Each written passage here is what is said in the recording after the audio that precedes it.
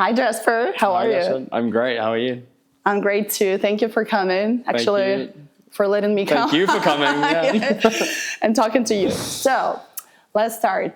Yeah. You're 23 years old, right? You've raised around 35 million.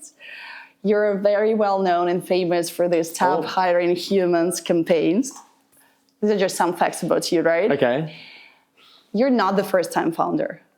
Yeah, not the first time venture-backed founder. I had two companies before that were real companies that weren't venture-backed. And then I had a lot of fake, shitty companies when I was younger. Okay. Interesting. Okay, so first venture-backed, but not the first one. So you had some kind of entrepreneurial experience before. Yeah. Okay, cool. So what are you building right now? What problems are you solving? Tell me more about Artisan. Yeah, at Artisan, we create AI agents that we call Artisans, and we create software for them to operate within. So the first is Ava, our AI BDR. She automates the entire I think we can see her from here. Yeah, you can see. Do we have her face over there? Yeah. External artwork. So Ava, AI BDR, she automates the entire outbound sales demand generation workflow. So finding your leads, researching them, writing emails on LinkedIn messages, and sending them on your behalf. That's the first iteration of what Artisan is. But the broader goal is to consolidate software and to automate labor in that consolidated software. Mm-hmm. So if to put it very simple, because sometimes when I talk to people and they're like, oh, Artisan, this cool company. So what is it you say? Like, oh, AI BDRs. And they're like, people who are not in tech all the time. So if I'm your grandmother, so how would you explain it to me? So very, very simple for everyone to understand. Yeah, right now, just an AI sales rep that sends emails on your behalf and gets you meetings. So, why do we need one? Because every company wants leads and wants meetings and wants more top of funnel demand generation. And you don't want to necessarily have a human doing that for you when AI can already do it. So we're just automating the work that you would otherwise have a human in a BDR, SDR role doing. Yeah, so basically you're helping humans to get rid of this boring routine, right? Yeah, the repetitive, mundane work that no one really enjoys doing. The BDR role has the highest turnover of any role in sales. No one wants to be a BDR. You become a BDR as a stepping stone to becoming an AE. So we're just automating that mundane, repetitive, boring work that people don't want to be doing in the first place. How can you trust AI to send really great emails on your behalf, for example? Yeah. What if something goes wrong, because a lot of companies, they're so worried about their reputation, right? Yeah. It's super difficult to get it to a point where it works well, and we've been fighting for 2 years, and we now have a very, very, very strong email generation LLM pipeline. But it's been difficult to get here. When we first launched, the emails were awful. It's been how you say it, they were awful. They were. There's been a long iteration process going through endless prompt iterations to get to the point where we have enough safeguards and precautions in place to make sure that the LLM doesn't hallucinate in the emails and to make sure that the quality is good. But it's been a long journey. I'm not going to share any implementation details. It's been a long journey. Are you proud of your product now? Yeah, I am. Yeah, if you asked me a year ago, I would have said no. So I'm proud of the idea, but now, yes. Yeah. Okay. Great. But for example, if I want to test Artisan out, right?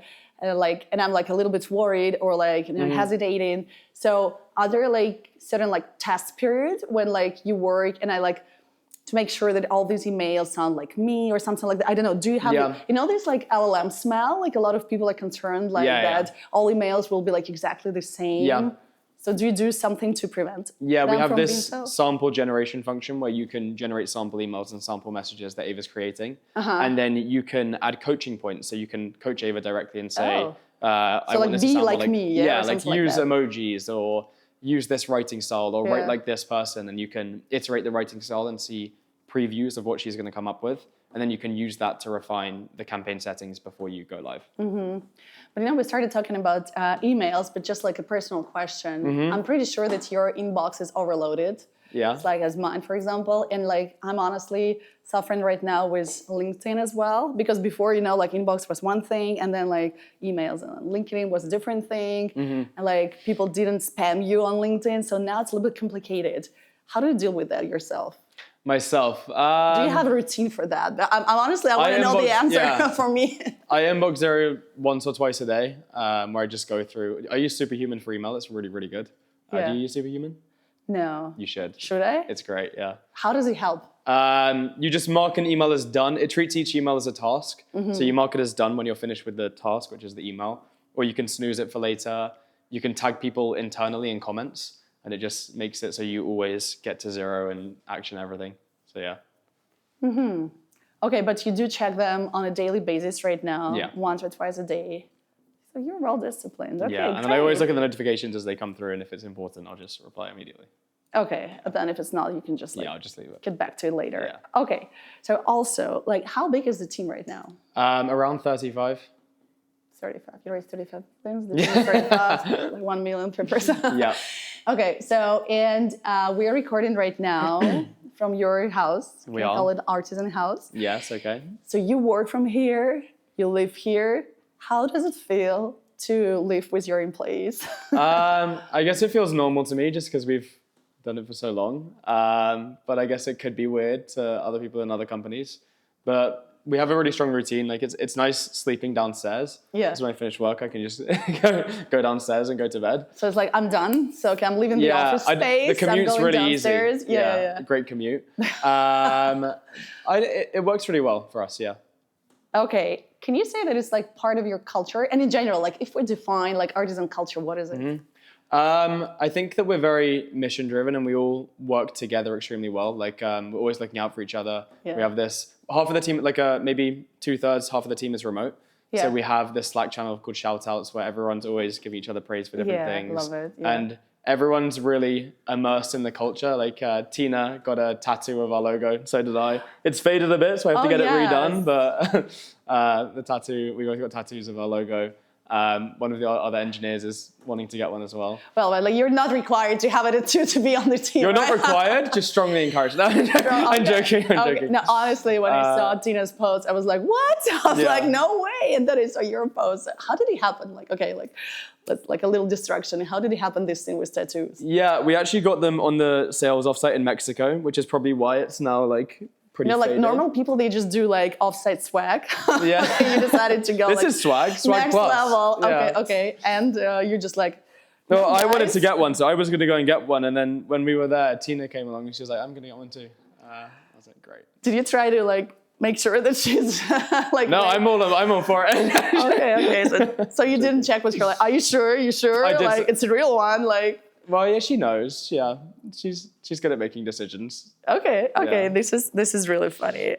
So, okay, by living here and working from here, how does it work? Like, how does your schedule looks like? What time do you wake It up? varies a lot depending on like winter or summer. Like in the winter. What? Why? Because in the winter I get up super early because it gets dark super early. So okay. I like to have the full day of sunlight. and So go like to the kind of gym. like sunlight makes you more productive.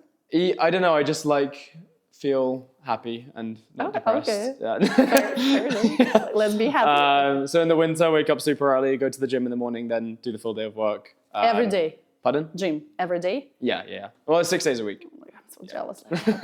Okay. But in the summer, wake up like a little bit later, like 7 or 8, and then do the work, and then go to the gym like in late afternoon, evening, and then come back and do some more work and go to bed. Mm-hmm. So what time do you like stop working? I know that like startup founders, it's not about 9 to 5, but like how does working? We don't really have a fixed time. Like, just if I have something to do, then I won't work whilst I do that thing. Otherwise, I'll probably work. Do you have this kind of like work-life balance? If there is any life? Kind of, not really. In SF, I kind of try not to, because I'm like, if I'm in SF, it's like my time to work and lock in. And then when I travel, I spend more time doing other things and seeing friends and stuff. How often do you travel? Okay, let's check. Once a month, twice a month. Oh, once a okay, month, yeah. pretty good. Okay, that's great. And you know, like also about, so you're originally from London, right? Yes.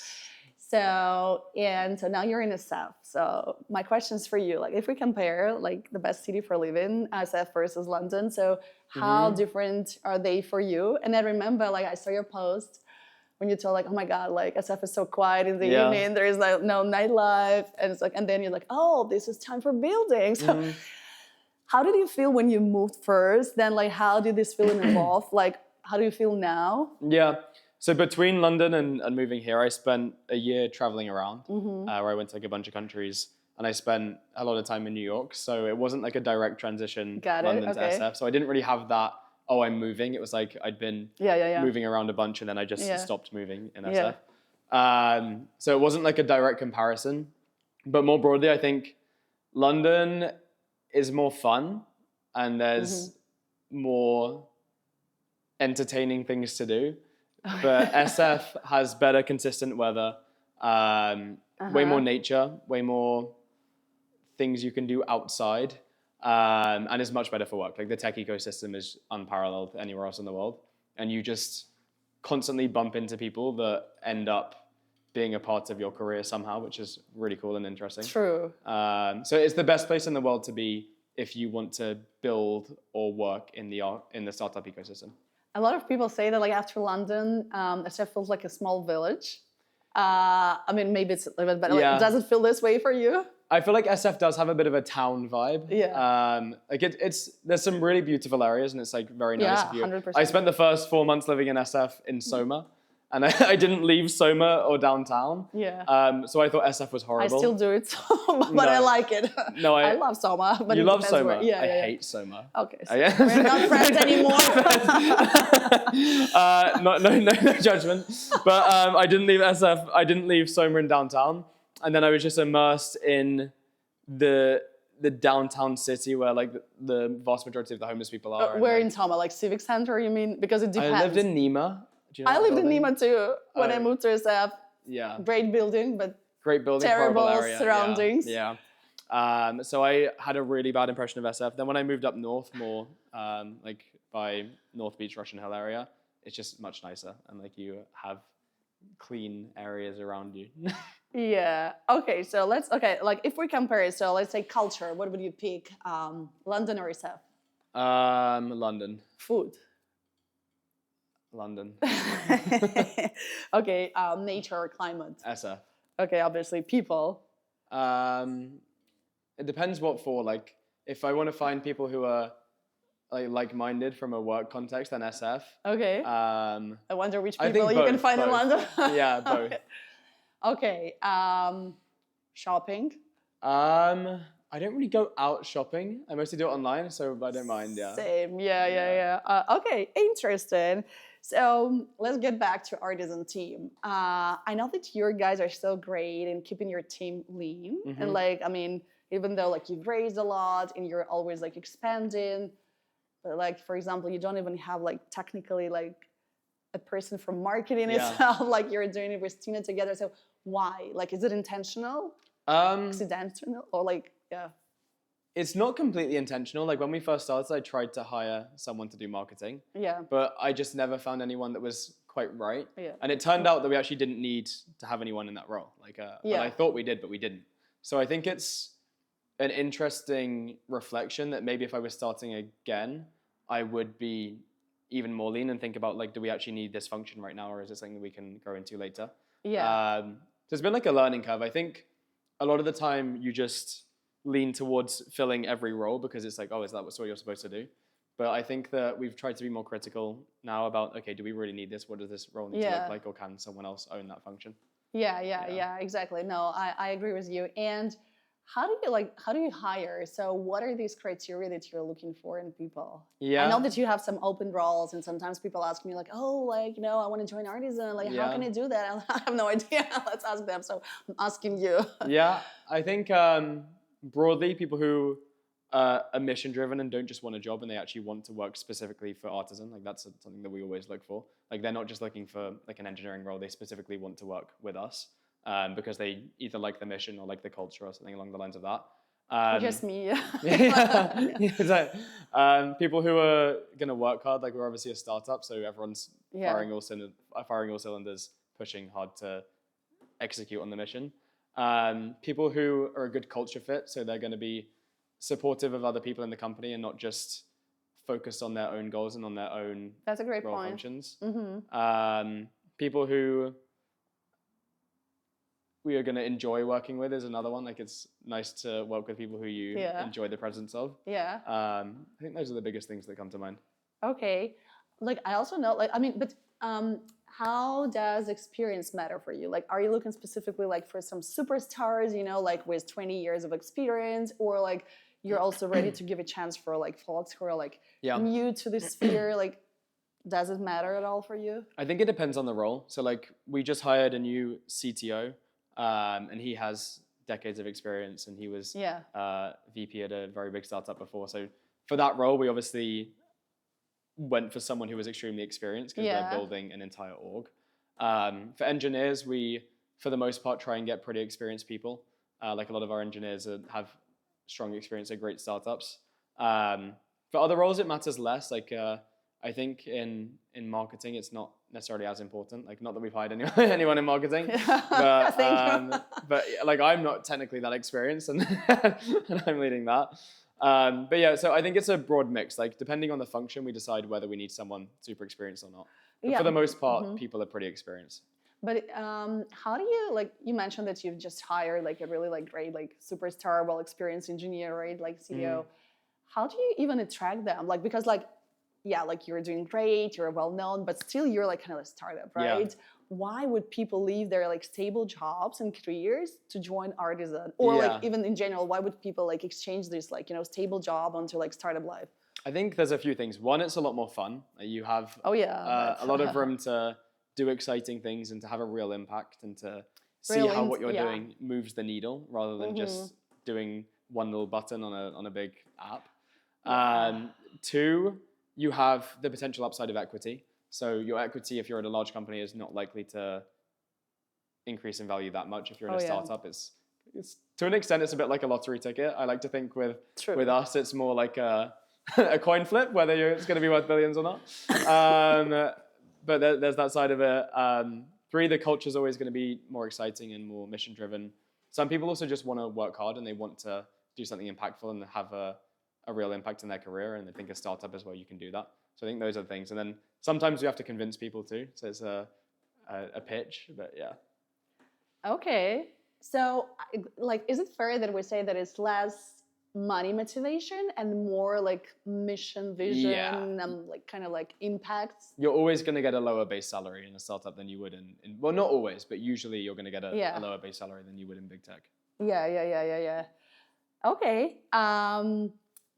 And another thing that I wanted to ask you before we also ask your amazing female part to join us is like, what do you do like when you're not working and building Artisan? Like, what do you like doing in your free time? Yeah, if you have time.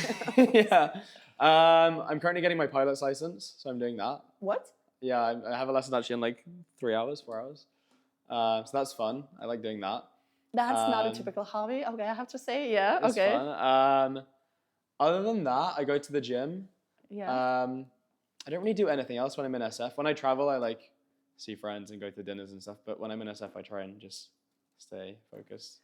Is it fair to say that you like work hard, play hard? Like if you work hard, you also like have a lot of fun, like in crazy parties, or it's not like I do it in batches. So like I haven't drunk for the past like few weeks, and I'm not drinking for the next like month. Yeah, you're doing like a sober month, right? Or something. Like a sober 2 months. Yeah. Sober 2 months. Okay. Yeah. So I do it in batches. Just because I wanted to really lock in, and we're doing some big product work right now, and I wanted to be all hands on deck and working as often as I can. Okay, great. And last question: how can you describe yourself as a leader? Like, what are some features that you like about you and you dislike about you? Yeah. Okay. I love everything. I'm the best.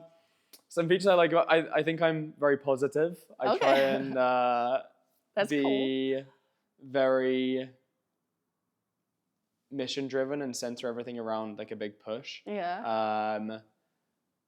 I think I'm good at giving feedback, and even when no one asks you about that. Yeah, and maybe a bad thing, something unsolicited feedback. Is feedback a gift for you? Pardon? Is feedback a gift? Do you agree that feedback is a gift? Yeah, of course, because otherwise people can't iterate. Do you like getting feedback yourself? I do. Even if sometimes it hurts a little bit, I still do like it.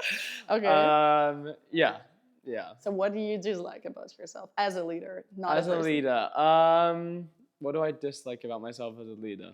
Or maybe areas where you can be better, you think? I'm a pretty unserious person sometimes. Unserious? Yeah. So even if there's a serious topic, I struggle to be serious. Yeah. I think that's probably one thing. And then I'm also just on a journey as a leader, like discovering how to be optimal. So I think there's just so much that I don't know, but I also don't know what I don't know. So I try and learn from people who are further along in their journey. Yeah, and like because you're also like a pretty young founders. Yeah. How does it feel, when you even hire people who are like 20 years older than you, and how actually to make sure that they listen to you, that like kind of like that they understand that you understand everything what you're doing, that they can trust you. Yeah, I know. I haven't really had that problem. I don't know. No? I feel like people usually take what I say seriously. Even though I'm unserious? Even though I don't know. It's an ironic thing. But yeah, I haven't really had that problem hiring people who are older. I think that in tech, you kind of expect it to an extent because a lot of the biggest companies that have been created over the past few decades have been by founders who have been in their early 20s. Yeah. So there's not really a stigma against being young that you might have in some other industries. Yeah, I mean, I recently met like some folks, they're like at high school and they're like, they just got accepted to YC. So, I mean, I don't think that anything can surprise me anymore. Yeah, exactly. And like, they're amazing. I mean, yeah, so I guess there is like a certain trend that like founders tend to be younger. Yeah. I don't know if it's like for better or for worse. I guess just maybe also like a lot of younger people, they understand that now it's an option. Yeah. Versus like when I was younger, I didn't have this role model. I didn't know that it's going to be like, a career path at all. Yeah. And I think also you can kind of tell if someone knows what they're talking about or not when you speak to them. So people will take you seriously if it seems like you know what you're talking about with the topic at hand. Yeah. And you can't really fake that. And people have pretty good bullshit detectors. So you just, Yeah, that's a good statement. Yeah. Okay, so thank you so much. I guess now we can also invite Tina to join you to talk about your viral marketing campaign. Can't wait. Okay. Okay, guys. So happy to chat with you both now, right? So, okay, two of you are behind all these viral campaigns, Stop Hiring Humans. It's like then this like amazing raising billboards that like I've heard from so many people. They're like, what is that? And then also like a lot of viral videos on LinkedIn and so on. So it's pretty impressive. So what you're doing is like, honestly, like, great. So tell me more about that. So you have no marketing people in your team. We started talking about it with Jaspar, but Tina, maybe start with you. Like, how does it work? Like that, like just two of you randomly brainstorm and it becomes so successful. Like, what's your secret sauce? Like, how do you do that? I think, so one area I think that our marketing team is different, or yes, because it's me and Jaspar, is we both come from marketing backgrounds as well. Team, yeah. So this is the marketing team at Artisan right now. But yeah, we both come from marketing backgrounds. And so I think we naturally both gravitated towards owning this function. And it's been one of the most fun areas, at least for me, to work on as well. So we've been able to stay really close to it. And because of that, I think because we understand the company really well, obviously he founded it. I joined, when it was very early days, around 5 employees. So we're able to stay really close to the exact brand or the exact message that we want to convey. And you also can come up with some really crazy ideas because there's no one that you need to get approval from or you need to run things by. And we can just run with ideas, experiment, iterate, and see what happens. Yeah, but also about crazy campaigns. So Jasper, how do you balance between being like super risky and actually, like kind of like, because like some campaigns, a lot of companies stay away from them being too crazy because they're very like concerned about their reputation. So how do you balance these two things? Yeah, I think that one thing that we've noticed time and time again is that if we do something with the standard median messaging that you get from any AI company, it doesn't do well and we don't get any ROI. And kind of ironically, if something makes people feel something and gives them some kind of visceral reaction, even if it's negative, you get a lot more ROI from the campaign, just from an ARR generated perspective, which is interesting and counter to what it probably should be. But if you don't make people feel anything, then you don't get any ROI. So it's a game of balancing that ROI with the brand image and with the brand perception. And we've tried to hover in the middle, where the things we do, they do piss people. They definitely do, I'm pretty sure, yeah. They also put the right message in other people's heads. Like they think of us as the company that's building AI agents and building AI employees. And they understand that we have this AI BDR Ava. So it gets the messaging across and it gets it to more people because of the way we frame it. But we do have to then work on doing some positive brand reinforcement in order to make up for that potentially somewhat damaging messaging. Damaging message. I like it. So what was the story, Tina, behind these top hiring human campaigns? I guess this campaign also pissed a lot of people off because some people, they do really worry about like AI replacing them, right? And their jobs, which I don't think that this is the case. I mean, or it depends. So what was the reason? How did he come up with this slogan? And like, tell me more about this. It's actually really interesting because I think when I first joined, we had the idea to do a PR press release that wanted to really lean into the idea of people were really scared of people taking people's jobs. But the execution on that didn't work that well because we sent out a press release, it didn't really get any traction. And so I know ahead of our Series A fundraising, we really wanted to make a splash and just show everyone that we wanted to go big. Yeah. And so I think Jaspar was the one who just randomly one day we were in the office and he was like, we were brainstorming slogans and he was just like, stop hiring humans. And we were like, that sounds good. I like the sound of that. It's catchy. It sticks in your head. It's not something that's too overly complicated. Did ChatGPT help you?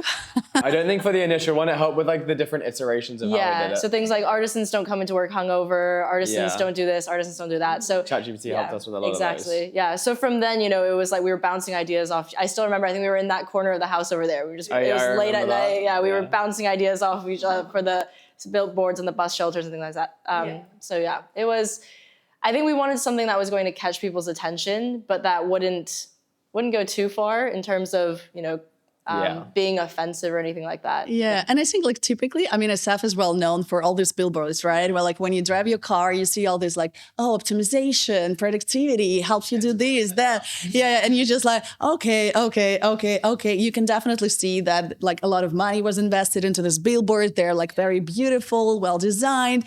But then just like 5 minutes back, like you do not remember what was on this billboard. And then you just like stop hiring humans, right? But like I think the most exciting one was just a recent one when like you and Sam just looking at each other and then it's just like so fucked up, like seriously. But I mean, we just raised. That was a joke. Just to... Another joke. Okay, that's how you call the crazy campaigns. That was a joke. And he's saying that now after all the backlash. No. Excuse me, Tina, you know that. That was your idea with the faces. So we basically, that was another one where we were like, some of the other campaigns have been rage baiting. Yeah. This was a new concept of cringe baiting. Did it work? Yeah, it worked really well. We basically, it was actually Tina's idea to do like the big, it was kind of inspired by like the legal ones that are like injured by something. Injured, and then call these people. And it has like the face on it. Traditional old school billboards, Where the faces idea, I think, came from Tina. So the goal was to make it super cringe and to get someone to tweet it and then make it blow up. But the problem was, it was up for like 3 weeks before anyone said anything. So there must have been hundreds of thousands of people who had driven up the 101, seen that and just thought we were being like dead serious. But then finally this random guy, I don't know who it was, tweeted it. Thank God for him. And got like hundreds of thousands of views. And then I did a LinkedIn post basically explaining it because we didn't want to like say it before it happened. Otherwise it just looked weird. It's like no one cares. 3 weeks. Yeah, it was painful. But it was... Did you have a moment like, why did we do that or no before while you were waiting? Posting on LinkedIn, I've gotten very used to experiencing extreme cringe. So I have a high tolerance. Yeah, you have to do what the people like. Yeah. But like a question, because, you know, like, I mean, we've been talking with my like also colleagues about like how successful billboard campaigns are. And in most cases, and I talked to a lot of partners, everyone says that billboards don't work because like the ROI is so hard to prove and like you don't get too many leads. In your case, mostly it's like eye-catching things, something like, did you get leads? Like, did you get what you wanted? Yeah, I think we did. Most of our leads come from billboards. So your billboards work. So how come? Get way better ROI than paid ads or like any other channel we use. Billboards are the highest ROI. Yeah, we've definitely seen an upshoot in direct traffic and organic search after putting up our billboards as well. So that means people are putting in Artisan, they're searching for us. They're like, what is an AI BDR? So yeah, it's definitely doing something. Yeah. So like, I know you've experimented a lot and tested different channels for marketing. So if like you say like top 3, what are the best? Look, I know it really depends on every company, but what would you recommend or suggest people trying? Oops. Okay, I'll name 3, and you can tell me if you agree or disagree. And you're like, I don't agree with anyone.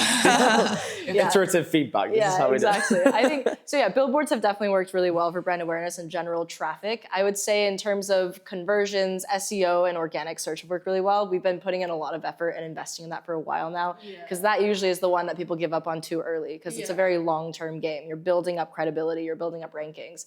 And then I think organic social is probably the other one that is really big for us. So posting on LinkedIn, building up awareness, especially on Jaspar's profile. He's got a lot of fans, as we know. And I think recently, yeah.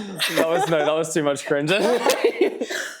And yeah, what we've realized is a lot of the other paid things like paid ads, paid newsletters, we've actually recently cut down spend on that because we've realized as much as ROI. Yeah, we're getting a lot of revenue from them as well, actually, and they work decently well, but just for the amount of investment we're putting in, it's just not at all the same. Yeah. But probably, like, you probably wouldn't recommend every company to start with billboards, right? Because this is kind of like expensive and just like, yeah. So, but I guess, yeah, CEO sounds pretty traditional. I think organic content is the easiest thing to start with. The cheapest one. Building a brand on social media and pumping out content that drives people towards your... Do you remember this moment when you realized that you actually started getting a lot of followers? Was it like after YC, or like what was this triggering moment when it's just like, I woke up famous? Definitely still not famous. Okay, Tina, you have to work on that. Okay. Work on your Instagram profile as well. Great, yeah. There was a moment probably when it just clicked because, like, you know, there is always like a gap between like 10,000 followers and then like 100. So, you know, kind of like, I know you're not there still, but... By the time I joined, Artisan was already doing really well. Like I remember seeing at least 30,000 followers on LinkedIn, and you probably had around 20K. And from that, even when I was assessing companies, I was like, it's really cool that this early they have so much of a following. It really shows that A, either they're really good at doing marketing, or B, people are really interested in what they're doing. So I guess that happens. I think the first batch of interest came from Reddit. The first channel we used for growth was Reddit. It was rage bait as well, actually. It was like, after we raised the first bit of funding, I would post on like SaaS and entrepreneur subreddits being like, I raised $1.5 million, a $50 million valuation with no product and no background in anything. And just like, who the hell is he? Yeah, it just really pissed people off, and then they would farm engagement and then get like thousands of people coming to the website. And yeah. But you know what I see different on your LinkedIn? There are definitely a lot of founders, especially YC founders, who post like kind of like educational, helpful content, like, oh, these are the slides that you need to use to raise, or this is like 10 top VCs you have to reach out to. You don't do this. So you just like, I can't even explain how would I describe your LinkedIn. So there is no like educational, like this type of content. It's mostly something catchy. Yeah, it's mostly like building in public, I guess. Building in public. To describe it, yeah. And like last question to most of you is like about this, my favorite video that you did for like April's Fool, but that was like amazing. Honestly, like when I saw it and I was like, I'm stepping out as I'm like, oh yes, of course you do. Like, I didn't believe it right away, but maybe some people did. But then I was like, there must be something. And then I was just, this is genius. So this is just so fun. And I know like a lot of people actually believe that there is like, you know, like a CEO, like they just like, oh yes, finally. So how did you come up with that? And you know, like, because it's also kind of like a risky thing. You invested a lot of money into some just joke video. Like, what was the reason behind that?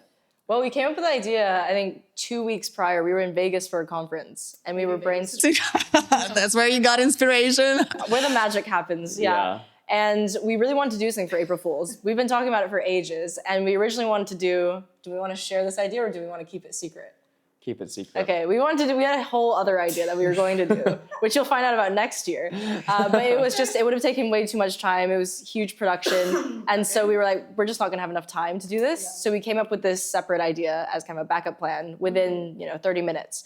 And then we started pulling together pieces. And by the time our conference ended, 2 days later, we had a whole film crew ready to go. We had a location, we had an actor. And instead of going back to SF from Vegas, we switched our flights to LA. And then we filmed that weekend. Let's go. And like, what was the main result? I guess from what I see is just like that a lot of people were like reposting it, right? A lot of likes, a lot of comments. Like it really was viral. Yeah, we got a lot of, first of all, impressions. I guess that's the top of funnel vanity metric. Like, yeah, we got a lot of awareness for it. Isn't serious, okay. Really 20 impact. I think one of the things that we're trying to do is make sure that we show the culture that we're building to other people. And it's like, it's a fun culture. Like we try and make everything enjoyable. And I think that it helps with a few things. One, it drove direct lead acquisition. Like people saw that, they were like, what do you actually do? We spun up an AI CEO landing page where we collected their emails, but then we actually told them, oh, well, you can't actually hire this now, but you can hire our AI BDR, Ava. Second, for hiring, people just like it when we do fun things. Like they're like, oh, that looks like a place that I want to work. So it's just showing ourselves and our personalities, I think, externally to an extent. And I think being creative and pushing the boundaries of what B2B SaaS can be, because everyone's like, oh, that's, it's usually a traditional boring industry. There's a lot of people just trying to, make money off of software. But I think we can do so much more with that and create a brand that people follow and they like and they support. And that is really powerful just in general. No, I love it. I mean, it's so fun to watch. And I'm always very excited when I see like a new post. I'm like, okay, it's going to be something. So yeah, so thank you, Tina and Jaspar. So, and I think I want to invite also Sam right now to talk more about like engineering and product stuff. Sam, thank you for joining us.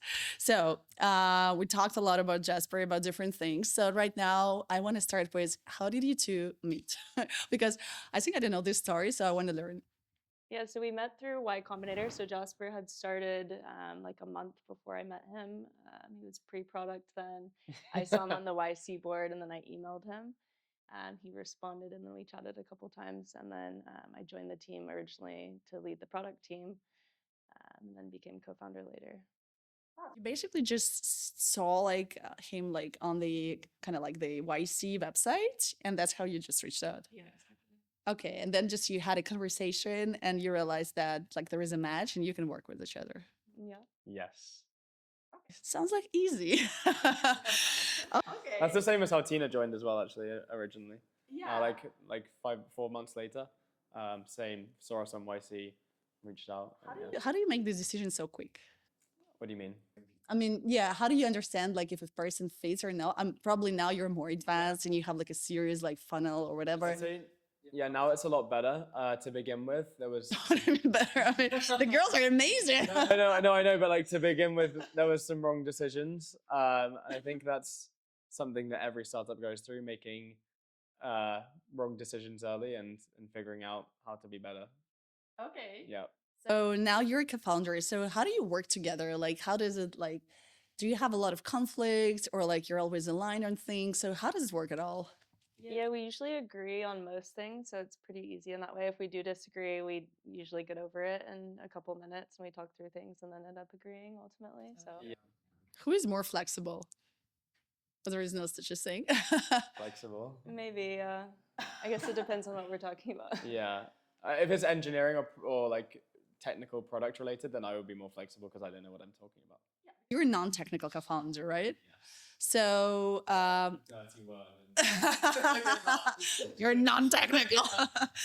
But so Sam, like you're like now you're responsible for products, right? But you've also been leading the whole engineering team. Like tell me about it more. Yeah, so I started my career in engineering, so I did that for like 6-7 years, and then I transitioned into product. And then I met Jasper. I was supposed to be doing product, and I ended up doing engineering just by how things were set up at the time. It's fun. I like engineering still. It's just I prefer doing more like the strategic work on the product side. But I think it's good to have context on engineering as well because it makes it easier for me to work with engineers. Most of the engineers are male, right? Here in the team. Yeah, I think that's just true broadly in general, like everywhere I've worked. I was at IBM before and there was maybe 2 girls on the team out of 70 engineers. So That's so cool. And you're like a cool like female co-founder leading all this male engineering team. I think this is amazing. So how does it feel? it's good. It's fun. It's been fun the past year and a half. We've been working together. It's been very exciting. We're moving quickly. Yep. So okay, no, this is amazing. So now you're focused on products, right? So what in general excites you the most about Artisan right now? Like, what are you excited for the future? We have a lot of fun things coming on the product side that I can't dig into too much. Top secret fun things. Yeah. I think just like the product ideation part for me is really fun. So we've been doing a lot of that recently. We have a big launch coming towards the end of the year that I'm very excited about. And just like, how do you like adjust your product depending on the feedback, on a customer feedback? Like, like that's what like a lot of people recommend. Listen to your customer, talk to your users. Like, does it work for you? What feedback do you listen to? What feedback you don't listen to? Because it really depends. Yeah, I think we try and listen to what the customer is looking for from an outcomes perspective rather than the specific feature that they request. Yeah. So sometimes I'll ask for something, but they really just want the outcome that would derive. So we try and figure out what the outcome that they're asking for is and reverse engineer our way into building that into the product that isn't necessarily the same as what they ask for. But everything that we build is centered around customer feedback, and we do our entire iteration and product cycles around what customers are asking for or what we think they're going to want, and then we validate it by asking them, do you actually want this? And usually we're aligned with the customers. Okay. What are your favorite features about Sam? Like as a coworker, obviously. Yeah. Or maybe like, like very often in the team, you have co-founders that match each other. Sometimes it happens that they're exactly similar. So how does it work in your case? It's great that she's technical. Yeah. You are technical. That's it. There is nothing more good about her. Oh my God. She understands how to build a product org, which I don't, and how to write a PRD, which I don't. I'm very good at dumping ideas into a long, nonsensical document, but not very good at executing them and making sure they actually end up being products. So we balance each other in that way. Tell me like more most about Jaspar. We don't really do compliments normally, so this is extremely Okay, we can try it out,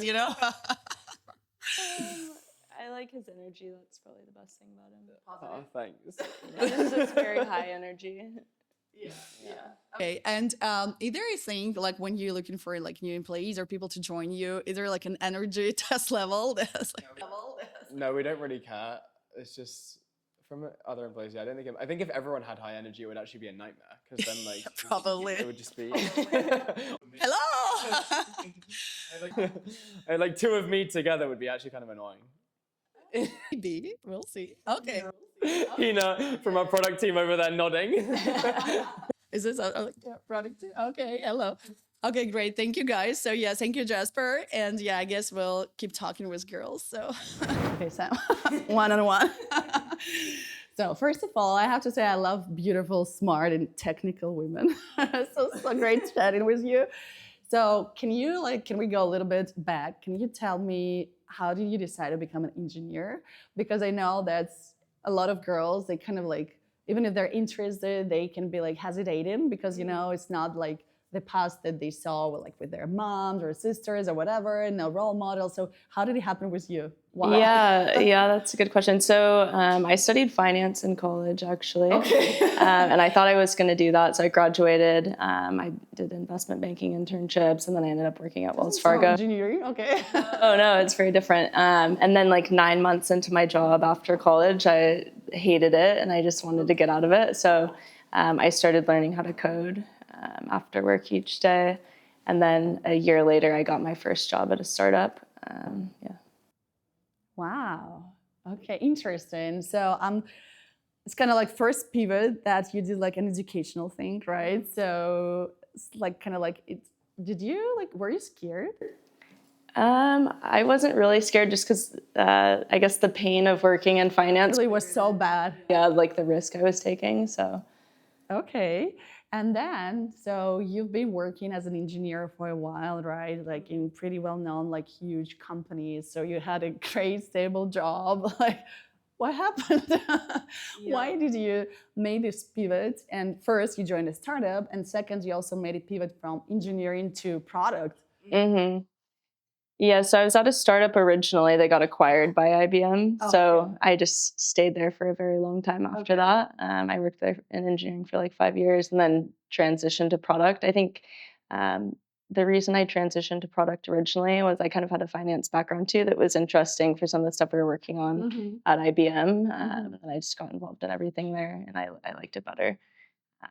Yeah, what's the other question you asked me? Yeah. The second part, okay, first pivot from a kind of corporate world to startup world, and then from engineering to product, right? Okay, yeah, so corporate to startup. I think, I always liked working at startups. So I'd worked at 2 startups before going to IBM, and I just, I like the pace of it a lot better. So that was kind of easy for me. Yeah. I stayed at IBM for a long time, and then I was just having an itch to work at a startup again. So. Yeah. And I meet a lot of people who want to make this pivot in their careers because they don't feel comfortable or not happy, or they kind of lose interest. What would you recommend to these people? Because it's pretty scary sometimes to make changes.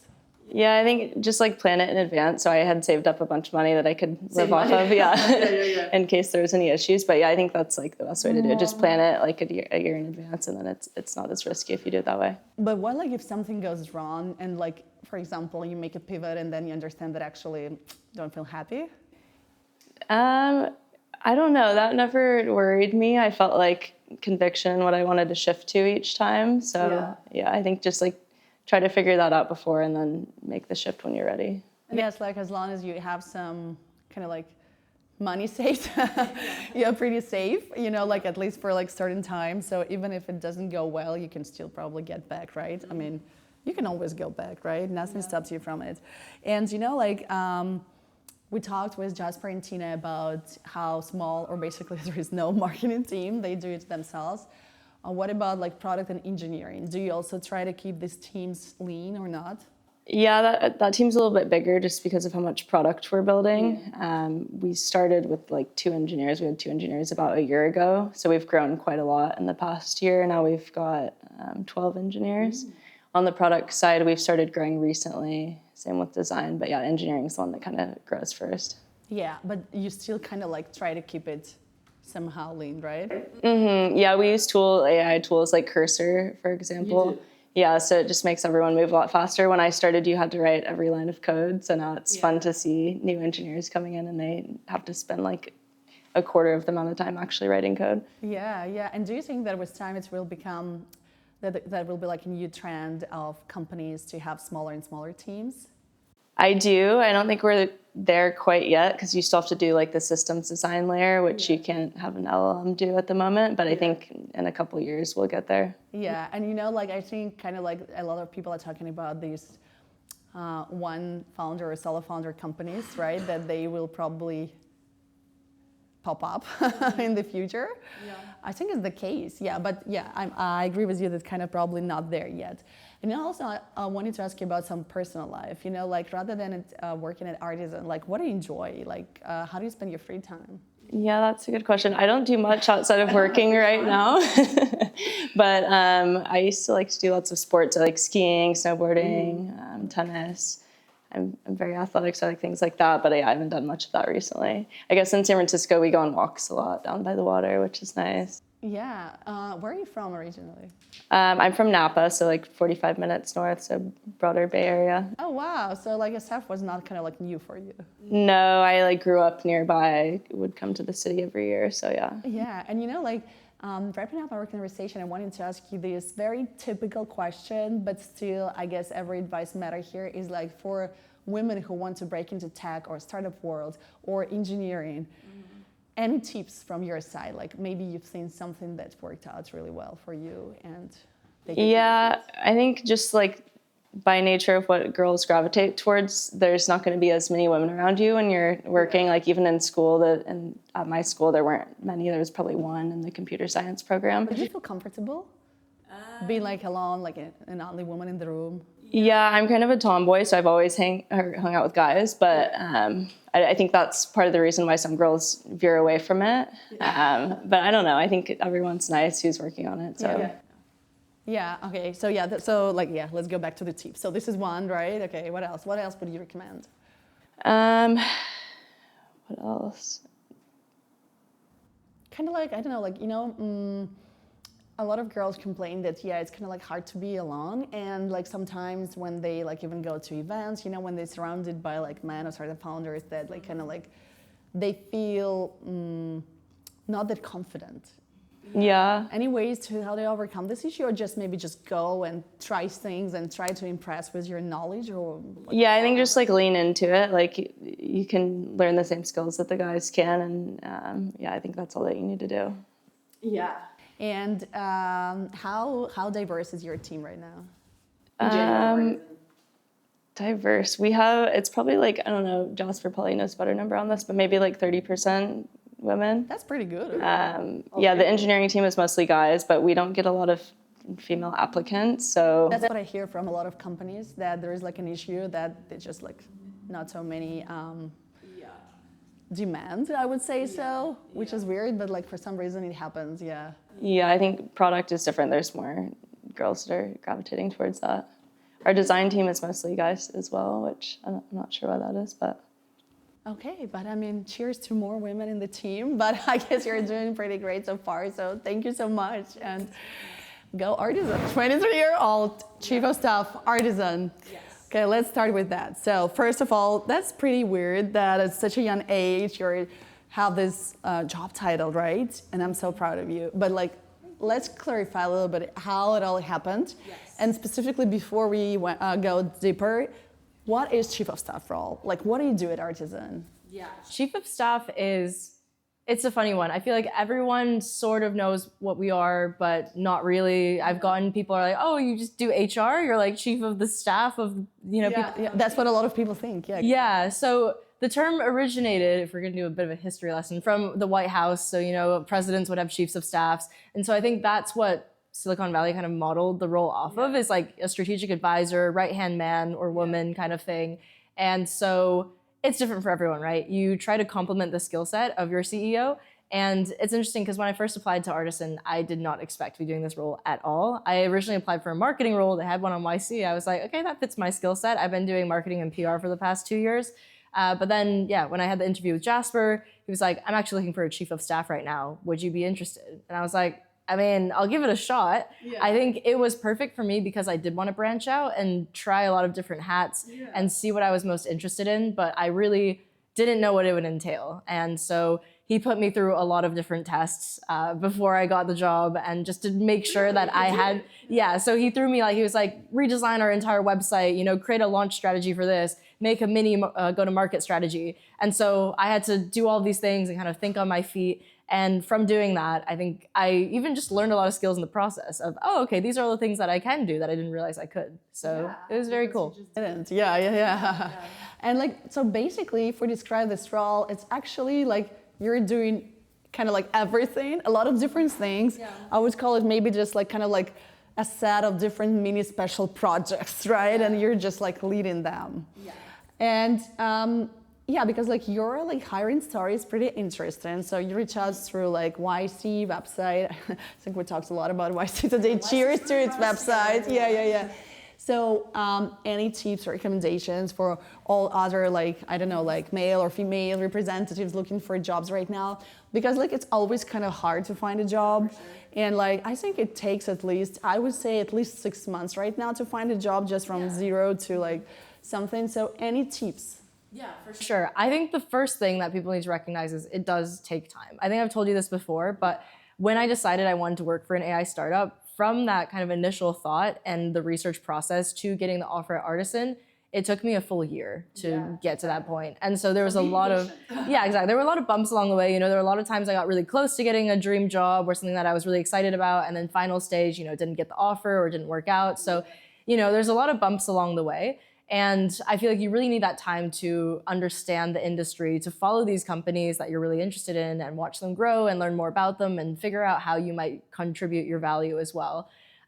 General tips is just try and do as much research as possible. I've said this to a lot of people, but about the company or about what? The company, about the industry, about the market, because when you come into an interview, it's almost an opportunity to just demonstrate how excited you are about the space, how much initiative you can show. So especially for people who are interested in breaking into startups, because a lot of the time, especially early interviews, you'll be talking directly to the founder or to someone who works directly with the founder. And so, the more you can show that you are a very proactive and very smart person who can think on their feet and take initiative, that's really important. So examples of this include, doing research on the company before and being like, I have a suggestion for you guys to do this. Or like, even if you don't hire me, like, here's some advice. I think you guys should definitely do this. Or like, I'm happy to connect you to this person in my network because it looks like you guys could use help with this. Yeah. So it's just going above and beyond to really show that, I'm willing to hustle. I'm willing to, because when you're at a startup as well, you have to take a lot of ownership of, projects. You have to figure it out. So you really want to show that you can figure it out before the interview can start. Yeah, I think that's the best part about working at a startup, that like you can definitely do a lot of things, you can feel your impact, and this is like so magical. But you also mentioned that you wanted to work in an AI startup. How did you know that? And like, why AI startup? Because I see that a lot of people, they start struggling at this point because they don't really understand what they want to do. Yeah, exactly. I definitely didn't know what I wanted to do. And I think even it's like AI startup, let it be. Actually, I got lucky with Artisan because I honestly didn't really know what I was getting myself into until, even a year later. Now I'm like, okay, I love what I do right now. But Are you happy with your choice? Very happy. Yeah, I have to say that. I'm paid to say that. No, I'm kidding. I think what I've realized, so what initially drew me to startups in the first place was I've always been someone, I really want to make a difference. I want to have an impact and I want to have a seat at the table. And I think when I first joined a more traditional company, what really frustrated me was, I was just this small cog in a gigantic machine. And even though I wanted to lead or I had ideas, they were like, you have to wait your turn, you have to do your course and, year after year, you get a little bit more promotion each year. And that really frustrated me because I was like, no, I want to start now. And so that was the main reason I was drawn to startups, because I had a lot of friends who were founders as well. And I just saw the dynamic pace that everyone moved at was really fun. And the second thing was, around AI. Around when I started working, November 2023, that was when ChatGPT obviously came out as well. And I was like, this is amazing. There's so many things I can do with ChatGPT that it halves my work. And so I was like, I really want to, explore this more. I feel there's so much potential with what it can do. And there's a lot of places that really need more innovation. Yeah, no, definitely. I think ChatGPT is like kind of like a friend that you can validate your ideas with. It can be everything as well, yeah. Like you're still kind of like a tastemaker, but still it's nice to test it out, and just like see where you can get better. And now, like as you're happy being here at Artisan, what do you like the most about the company? Ooh, good question. Ooh, yeah. Lots of things. They're not listening. Yeah, I think like it's been said before, the energy here is different. It's a very young energy. I think Sam and Jaspar are very ambitious founders. It's very chaotic. Like I think one of the most exciting things, especially in the early days, was every once in a while we would have a dramatic change. We were like, okay, stop everything that we're doing right now. We're going to go in this direction now. I think that can be really exciting because you're never working on anything for too long. It feels like every decision you're making is very intentional. It's like, okay, we've tried this, it's not working, let's move to this. And it's just very fast paced. And I think as a young person, you're really excited about, making an impact, creating change. And so having that mentality or that atmosphere where you're like, oh, I really can do anything. Like if we want to do this tomorrow, we can make it happen. Yeah. How do you judge yourself, or how do you evaluate yourself personally? Because probably, at least like that works for me, you probably understand like when you're doing great and when like you did something that you can do better. What's your internal evaluation mechanism? Yeah, I think you're probably I think everyone who works in tech is pretty similar. I think we're all perfectionists, we're all overachievers. So I think we tend to focus a lot on what we could be doing better and not enough on what we have done. I think especially in my role, because it's been so much learning over the past year, I have been pretty hard on myself, being like, oh, I could do this better, I have no idea what I'm doing. But it's getting to a point now where, we're starting to work with data more, and I'm like, okay, I can see the numbers going up, so that must be a good thing. But yeah, I think it's important just for myself as well. It's every once in a while, like take a step back and be like, okay, I've already done all of this, so let me not hold myself to impossible standards and just appreciate that. And I also think it's okay to fail. I guess this is the magic about Bay Area culture. Not failing in terms of the startup fail in general, and even though, but just like even marketing campaign, you test it out, it's all like learning experience, because like if you don't do it in a bad way, you will never know how it's gonna be better, right? Exactly. So you try experimenting, you try to do different things, and then it gets better. And like wrapping up this like little one-on-one, I wanted to ask you, what do you see for yourself in the future? here or in general, like because like you're so young, early in your careers, but already doing amazing. So what are you dreaming about? Yeah, good question. I feel like my dreams have really shifted from, when I was at school to even now. And so I think my life is still very much unfolding and I'm just kind of going along with the flow right now. I know when I was younger, my dream was always to be a writer because I studied English at university. And so I think at some point I would like to go back to, well, I still am, I'm doing a lot of storytelling right now in my Definitely using English and writing. Yeah, true. So I think there's something around what really excites me is, sharing stories, connecting with people in the world at large. The startup space is just so cool because there's so many cool ideas. There's so many exciting opportunities. Even with Artisan, there's just so much potential for where we could expand, outside of sales in the future. So yeah, I'm definitely not going anywhere. I think Jaspar mentioned I have a tattoo, so that's kind of me locked in. But I think in the future, I would love to also just get more involved in the startup ecosystem. I know like people are always bouncing ideas off each other. They always have new projects. And so I definitely want to be as involved as possible, just like, all the exciting new things happening.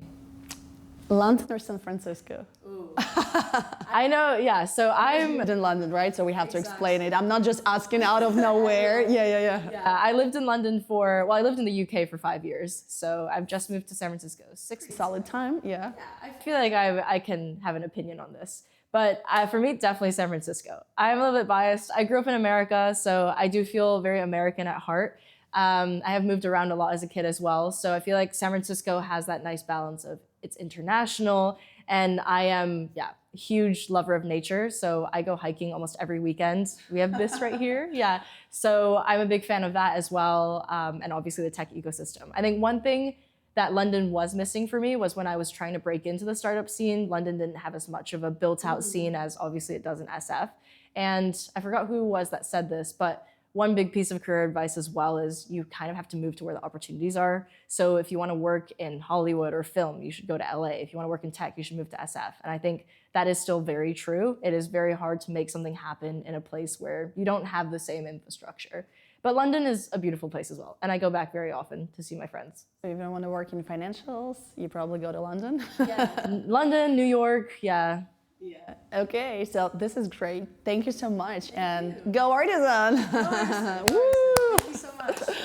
High five.